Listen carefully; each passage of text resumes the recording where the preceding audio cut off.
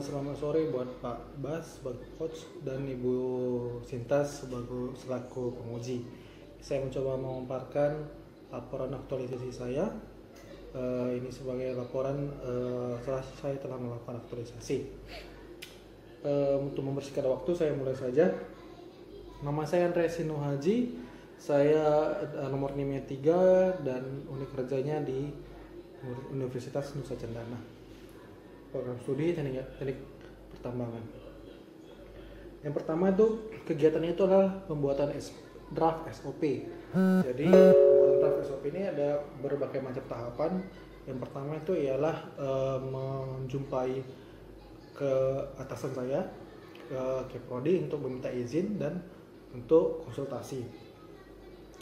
Tidak dilakukan di kampus karena kemarin itu berhubung sudah ada larangan untuk ke kampus, jadi kami langsung ketemu di kediaman Ibu Ika selaku mentor saya.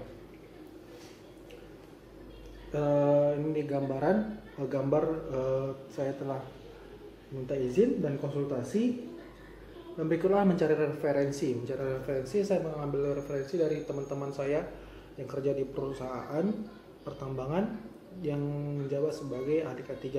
Saya meminta referensi dari mereka terkait tentang kesehatan dan keselamatan kerja.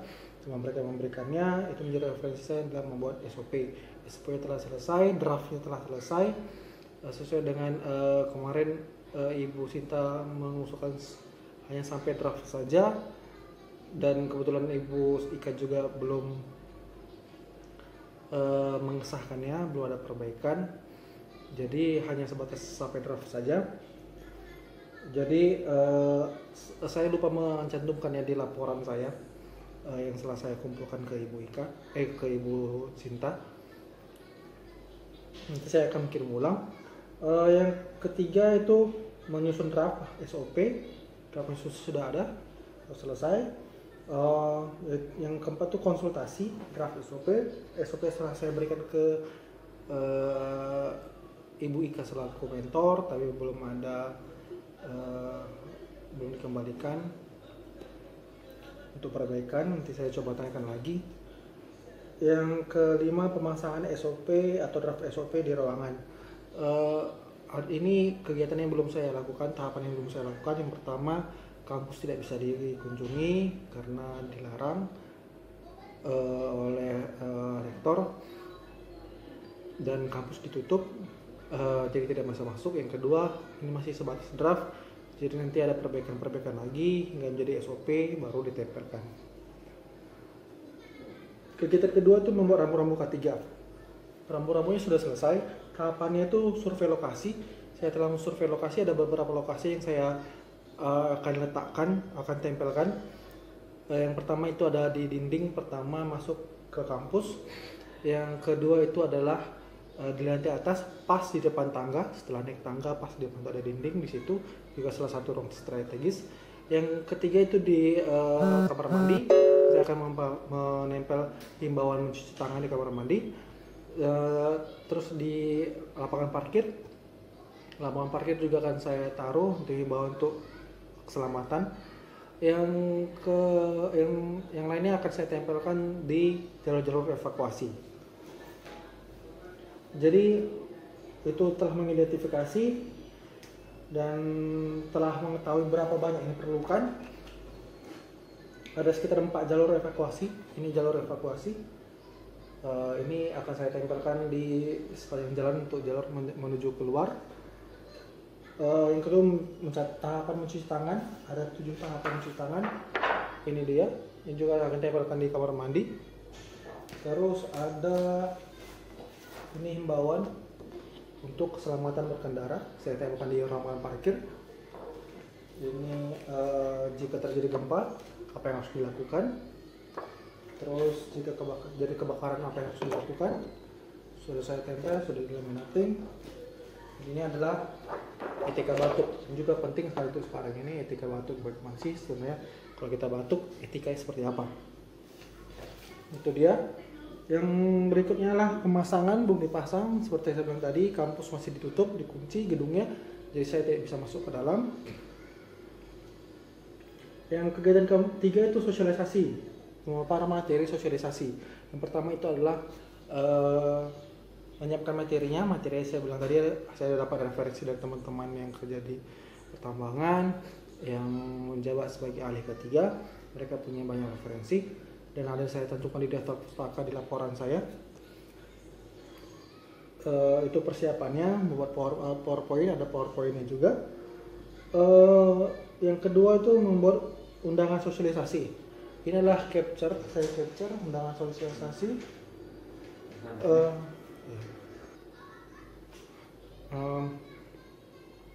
Ini undangan sosialisasi, saya undang mahasiswa dari grup WA. Saya cantumkan undangan di situ karena tidak bisa percuma kalau ditempel di dinding kampus, tidak ada orang di sana. Yang kedua itu setelah diundang, sebelum dilakukan sosialisasi, saya akan memberikan pertanyaan ke mahasiswa terkait pengetahuan mereka tentang K3 itu seperti apa sebelum dilakukan sosialisasi. Jadi saya telah memberikannya melalui Google Form di Google Drive, dari Google Drive. Google Form ada link yang saya cantumkan di laporan saya juga. Jadi ada 67 yang menanggapi tentang pertanyaan saya yang saya berikan itu. Ada 9 total pertanyaan dan nanti pertanyaannya akan saya ulang kembali, saya tanyakan kembali setelah melakukan sosialisasi. Tapi tidak semua. Menurut saya yang saya kembali tanyakan adalah pertanyaan-pertanyaan yang tidak bisa dijawab. Pertanyaan-pertanyaan yang mereka membingungkan mereka, itu yang akan saya kembali tanyakan lagi. Tapi ada beberapa pertanyaan yang mereka sudah paham, seperti pentingnya sarapan, bagaimana etika batuk, itu rata-rata mereka sudah paham. Di atas 80% mereka sudah mengerti tentang itu. Penyampaian materi, ini channel YouTube. Materi saya paparkan di YouTube, channel YouTube saya, linknya saya bagikan ke mahasiswa lewat grup WA. Jadi setelah ditonton 71 kali gitu ya. Jadi sekitar mungkin 71 kali, mungkin ada sekitar 50 orang ke atas yang menontonnya begitu kan. Sosialisasinya. Jadi setelah dilakukan sosialisasi dari channel YouTube, setelah itu saya akan menanyakan kembali pertanyaan yang menurut saya penting ditanyakan lagi karena mereka tidak paham, seperti bagaimana evakuasi, tahap-tahapan evakuasi. Itu pertanyaan yang sebelumnya sudah dipaparkan. Saya tanyakan lagi kepada mereka, tapi hanya ada 33 orang yang menanggapinya. Sebagai bahan untuk melihat bagaimana kemajuan mereka, bagaimana pengetahuan mereka meningkat atau tidak. Dari pertama 67 orang, yang terakhir ini ada 33 orang yang menanggapi. Saya hanya mengambil mahasiswa yang konsisten menjawab dari awal sampai akhir. Maksud saya mahasiswa yang menjawab sebelum dan sesudah sosialisasi. Jadi ada sekitar 22 orang yang konsisten tetap menjawab pertanyaan awal dan pertanyaan akhir setelah sosialisasi. Dari pertanyaan tersebut diketahui bahwa rata-rata peningkatan pengetahuan mahasiswa dan kesadaran mahasiswa meningkat saya jelaskan di laporan saya. Saya jelasin sini terlalu panjang, waktunya tidak cukup. Jadi bisa dibilang kesimpulannya dari sosialisasi tersebut, peningkatan pengetahuan, pemahaman dan kesadaran mahasiswa bisa meningkat, dan semoga nanti setelah masuk ke kampus budaya K3 itu bisa diterapkan.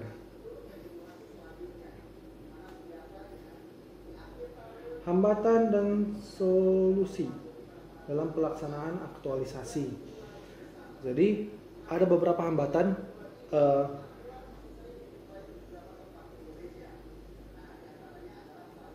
Yang pertama tuh penutupan kampus, itu menjadi hambatan bagi saya untuk melakukan sosialisasi. Sementara guna pemutusan rantai virus corona. Yang kedua itu sosialisasi tidak dapat dilakukan dengan maksimal dengan bertatap muka langsung di ruang kelas, jadi tidak bisa maksimal. Jadi tidak ada seperti tanya jawab langsung gitu, tidak ada. Hanya beberapa mahasiswa ada yang coba menanyakan lewat chat, tapi tidak hanya satu orang pun tidak salah. Yang ketiga itu masuk rumah sakit dikarenakan saya sakit, itu menurut saya juga salah satu kendala bagi saya. Dan solusinya bagaimana? Solusinya yang pertama saya bilang tetap stay di rumah hingga penyebaran. Untuk kendala pertama itu kan masalah COVID, Jadi solusinya tetap stay di rumah sehingga sampai nanti COVID-19 ini benar-benar mereda dan tidak ada lagi. Yang kedua solusinya adalah sosialisasi dilakukan menggunakan media sosial. Undangan disebar melalui grup WA. Itu menjadi solusi yang saya pakai di masalah-masalah saya, di problem di aktualisasi saya. Yang terakhir adalah menjalankan pola hidup yang sehat agar tidak sakit, agar semua pekerjaan yang telah ditetapkan, yang telah direncanakan bisa berjalan dengan baik, tidak terganggu dan waktunya bisa selesai tepat pada waktunya gitu. Tidak sakit-sakit, tidak terbuang oleh waktu seperti sekarang ini. Mungkin itu saja dari saya. Semoga pemaparan tadi dapat dipahami dan ini tanggung jawab saya telah selesaikan. Semoga dapat nilai yang baik. Terima kasih.